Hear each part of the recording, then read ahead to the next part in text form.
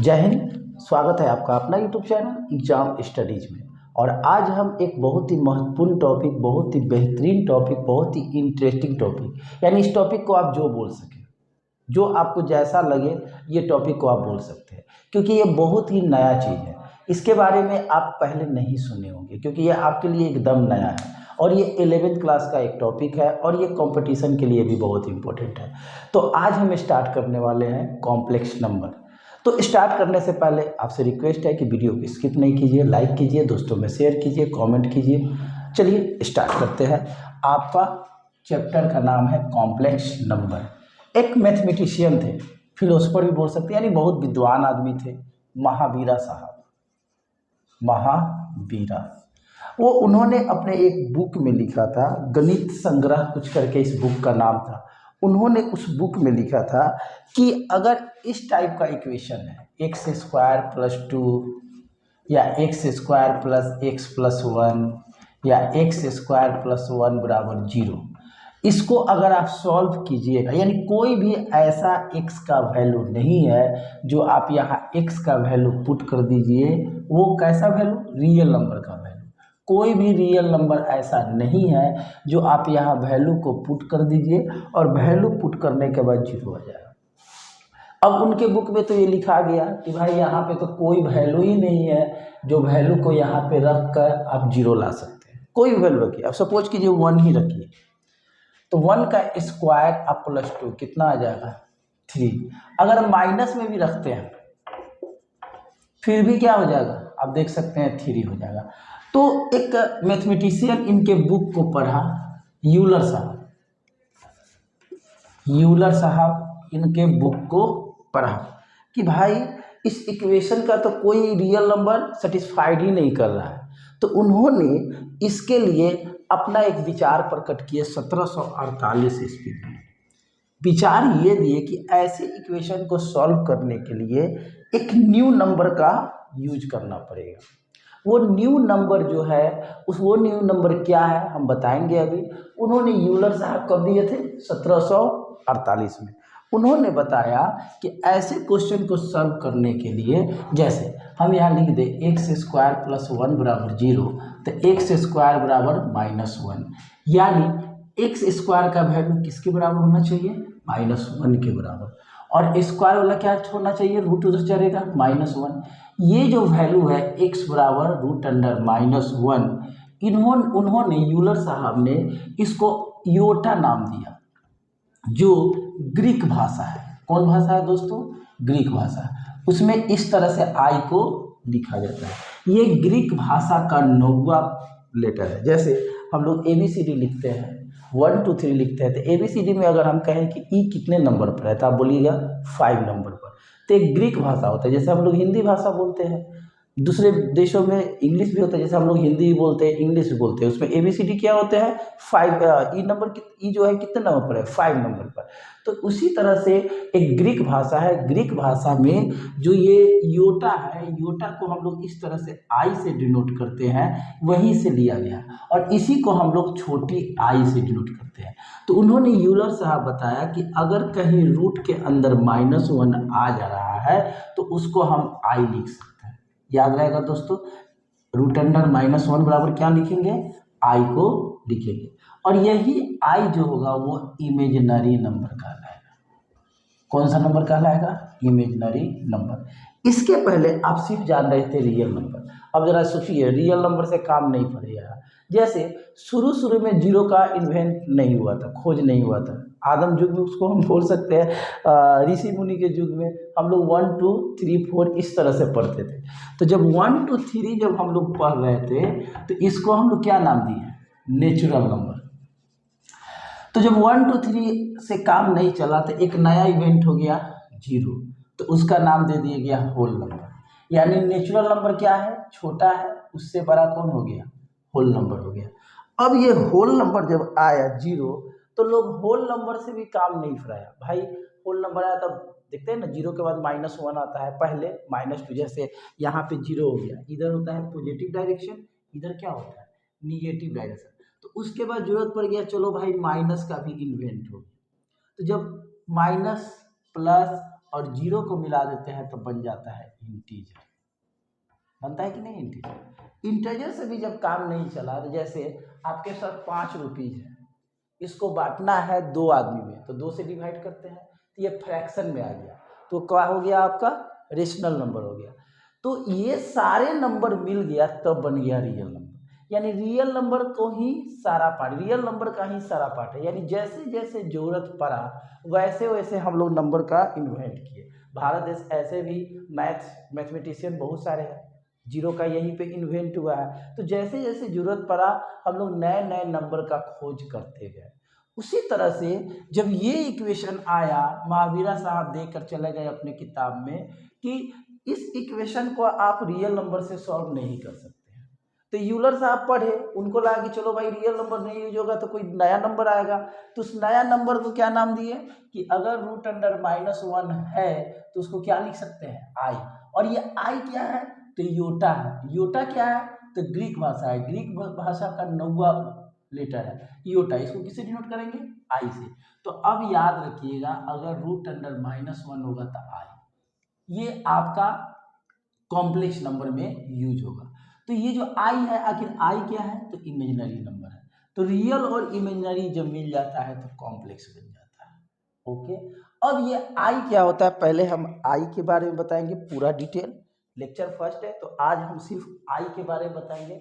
जब आई का चर्चा हो जाएगा तो आई को हम किसके साथ इंक्लूड कर देंगे? रियल के साथ। तो कॉम्प्लेक्स नंबर में जो भी बातें हैं वो आगे की ओर बढ़ाएंगे। तो आज हम लोग यूलर साहब जो आई दिए हुए थे, क्यों आई दिए? तो मजबूरी थी उनकी कि भाई ये क्वेश्चन सॉल्व क्यों नहीं हो रहा है रियल नंबर से। तो रियल नंबर नहीं है तो कुछ ना कुछ नया ऑप्शन निकलेगा ना। तो नया ऑप्शन निकालने के लिए ऐसा ही काम किया गया, यूलर साहब कर दिए, ग्रीक भाषा लिए। तो चलिए हम इसको स्टार्ट करके बताते हैं।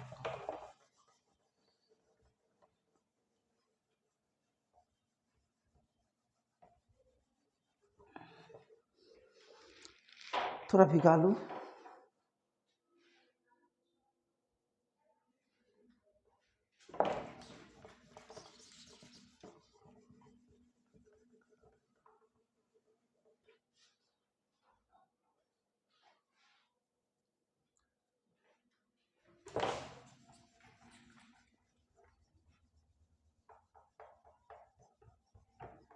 चलिए दोस्तों, जैसे आप जान गए कि आई स्क्वायर बराबर क्या होता है? -1। और यही स्क्वायर वाला रूट चढ़ते हैं तो -1 हो जाता है। अब क्वेश्चन कुछ इस तरह से रहेगा, जैसे क्वेश्चन में रहेगा I10 का वैल्यू निकालना।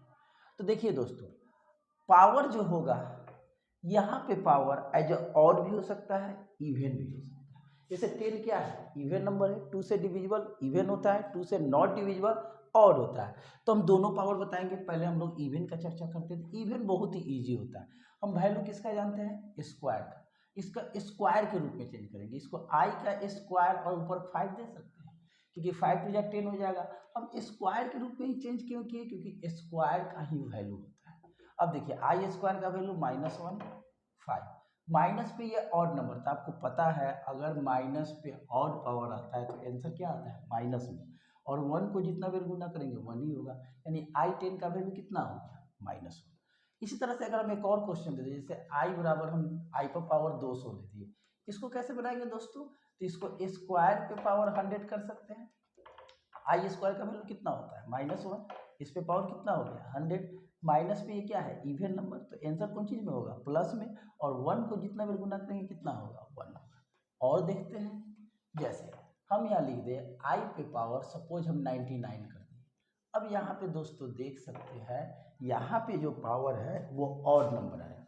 तो यार अब तो यहाँ पे इवन था, यहाँ भी इवन था, तो 2 से ये डिविजिबल हो जा रहा था, 2 के रूप में चेंज कर दिए। लेकिन ऑड को क्या करेंगे? तो ऑड तो 2 से डिविजिबल होगा नहीं। तो हम क्या करते हैं कि जो भी पावर दिया है ऑड में, उससे एक कम लिखते हैं। जैसे यहाँ पे 99 है तो यहाँ पे 98 इंटू आई कर सकते हैं।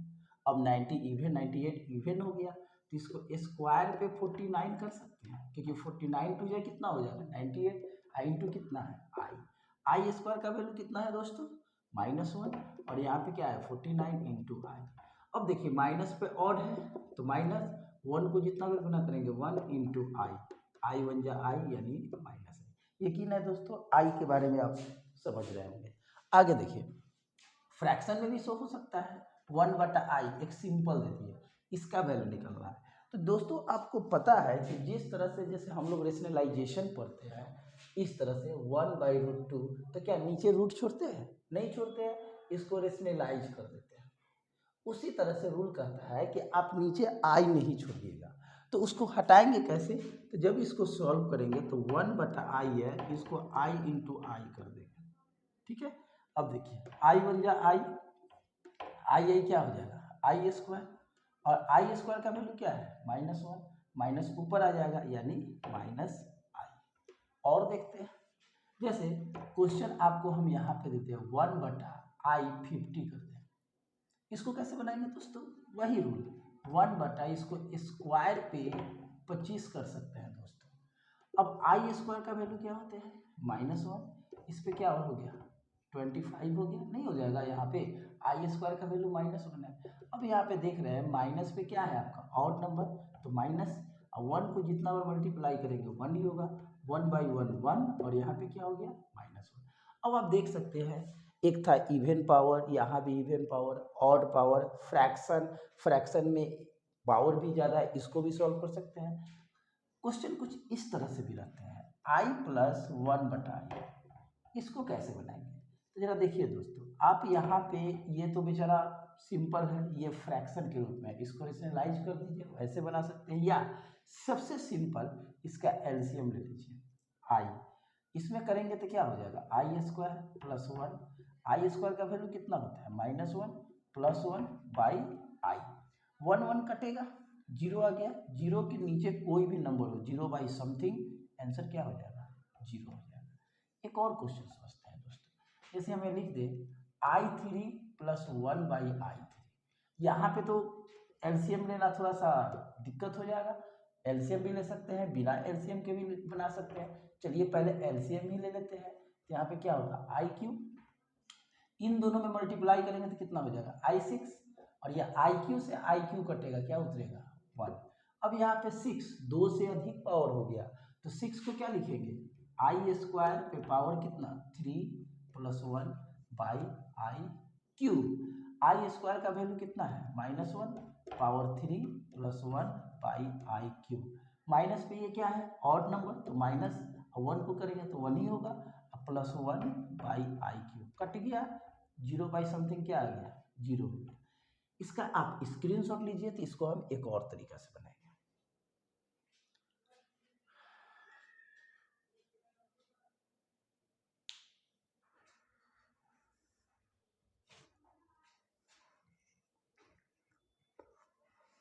चलिए दोस्तों,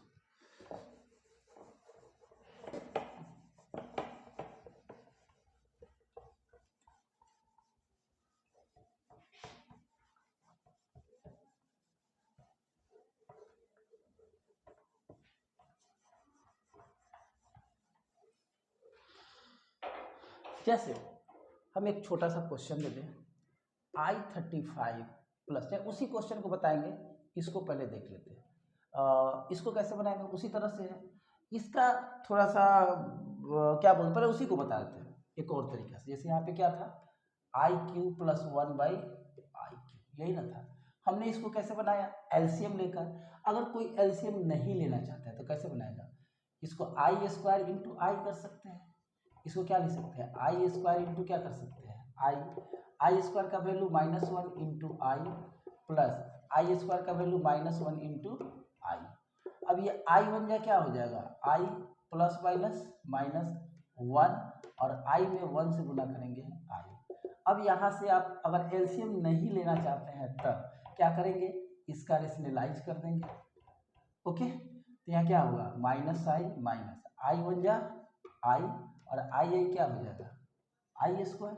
अब यहाँ पे देखिए -i और i² का वैल्यू -1, माइनस क्या हो जाएगा प्लस, अब +i कट के 0, उस वक्त भी 0 आ जाता है। फिर से बताते हैं इसको कैसे बताएं, i³ है तो इसको i² × i कर सकते हैं, क्यूब है तो i² × i कर सकते हैं, i² का वैल्यू कितना है -1 × i प्लस i² का वैल्यू कितना है -1 × i, i बन जा i, माइनस है, प्लस माइनस माइनस 1/i, 1 से i में गुना करेंगे i ही होगा, रेशनलाइज कर दिए, आई 1 जा आई स्क्वायर का वैल्यू -1, माइनस माइनस प्लस 1 नीचे है, नीचे तो रहता ही है, आई कट के क्या आ गया 0।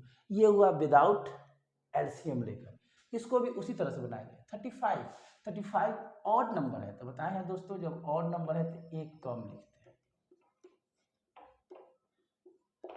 ओके, i34 को क्या लिखेंगे, आई स्क्वायर पे पावर 17, इसको भी क्या लिखेंगे 2 पे पावर 17 इंटू कितना आई स्क्वायर का वैल्यू दोस्तों -1 होता है, 17 इंटू आई, यहाँ भी आई स्क्वायर का वैल्यू -1 होता है, पावर 17 इंटू आई। माइनस पे ये क्या है आपका ऑड नंबर, तो -1 ही बचेगा, तो आई बचेगा सिर्फ। नीचे भी ये क्या है आपका ऑड नंबर, यहाँ पे ऑड नंबर है तो माइनस में ही होगा, क्या होगा 1, और आई से करेंगे तो सिर्फ आई होगा। अब यहाँ पे देखिए -i प्लस माइनस क्या हो जाएगा -1/i। अगर आप एलसीएम नहीं लेना चाहते हैं तो रेशनलाइज कर दीजिए। अब जरा देखिए -i माइनस आई 1 जा आई, और आई स्क्वायर हो जाएगा, आई स्क्वायर का वैल्यू दोस्तों क्या होता है -1। अब ये देखिए माइनस माइनस क्या हो जाएगा प्लस आई, कट के क्या आ गया 0। अब आप समझ गए कि आई कितना इंपॉर्टेंट चीज़ है। हम आई के बारे में सारा बता दिए, अगर आई का टर्म कहीं भी आएगा आप आई का वैल्यू निकाल सकते हैं। लेकिन दोस्तों आपको यह हमेशा मालूम होना चाहिए कि आई स्क्वायर का वैल्यू -1 होता है, और यही स्क्वायर वाला रूट चढ़ जाता है तो -1 की जगह पर क्या लिख देते हैं आई। अगर आप आई का कंसेप्ट क्लियर कर लिए तो आगे जो भी टॉपिक होंगे वो बहुत ही ईजी होंगे। तो आप क्या समझे इस लेक्चर में कि आई क्या था, आई लाने के पीछे रहस्य ये था कि जो कुछ ऐसे इक्वेशन थे जो रियल नंबर से सॉल्व नहीं होने वाले थे, तो मजबूरीवश हम लोग किसका आविष्कार कर दिए एज अ योटा का आविष्कार कर दिए, imaginary number, it means complex number का हम लोग आविष्कार कर दिए। ये बहुत पहले ही हो गया था। जैसे आपको मालूम होना चाहिए कि हम लोग जो सबसे अगर देखा जाए सबसे पहले क्या स्टार्ट हुआ, नेचुरल नंबर। सबसे पहले क्या मिला दुनिया में, नेचुरल नंबर। नेचुरल नंबर से काम नहीं फरियाया तो इससे बड़ा कौन आ गया, होल नंबर, क्योंकि जीरो को मिला दिए। जब होल नंबर से काम नहीं फरियाया गया, जैसे होल नंबर 0 और 0 के बाद पॉजिटिव नंबर, हम लोग लेफ्ट में निगेटिव भी जाते हैं तो काम नहीं फरियाया, तो हम लोग इंटीजर में आ गए। किस में आ गए दोस्तों, इंटीजर में। अब इंटीजर जब हो गया, इंटीजर में प्लस भी होता है माइनस भी होता है, तो बात आया कि भाई हम लोग पार्ट बाई पार्ट भी करते हैं। जैसे आपको अभी एग्जांपल दिए है शुरू में कि अगर 5 रुपया है 2 आदमी में बांटेंगे तो 5/2 होगा। ये तो फ्रैक्शन हो गया क्योंकि डेसिमल में जा रहा है, पूरा पूरी कटेगा नहीं, डेसिमल में कटेगा 2.5। तो इसको हम लोग क्या दे देते हैं नाम, रेशनल नंबर का नाम दे देते हैं। फिर रेशनल नंबर से जब काम नहीं फरियाया, जैसे रेशनल नंबर तो हो गया, अब रेशनल नंबर में जैसे आपका डेसिमल भी आता है, रूट भी होता है, जैसे रेशनल के बाद इरेशनल भी होता है। रेशनल इरेशनल को बना देते हैं तो क्या बन जाता है, रियल नंबर बन जाता है। रियल नंबर से भी जब काम नहीं फरियाया तो रियल और इमेजिनरी को आविष्कार कर दिया गया, और रियल और इमेजिनरी मिलकर बन गया क्या, कॉम्प्लेक्स नंबर। कॉम्प्लेक्स नंबर को 12 से डिनोट करते हैं, लेकिन जब हम लोग जनरली यूज करते हैं तो ये कैपिटल सी न देकर हम लोग जेड से डिनोट करते हैं कॉम्प्लेक्स नंबर को। अगले दिन हम बताएंगे कि कॉम्प्लेक्स नंबर क्या होता है, अगले लेक्चर में हम बताएंगे। तो यकीन है आपको ये वीडियो पसंद आएगा और आपके पाठ्यक्रम के लिए बहुत ही इम्पोर्टेंट है। आप दोस्तों में शेयर कीजिए, लाइक कीजिए, कमेंट कीजिए। इससे क्या होगा, हम आपके कमेंट से ही, लाइक से ही हम खुद में मोटिवेट होते हैं। चलिए मिलते हैं नेक्स्ट लेक्चर। धन्यवाद।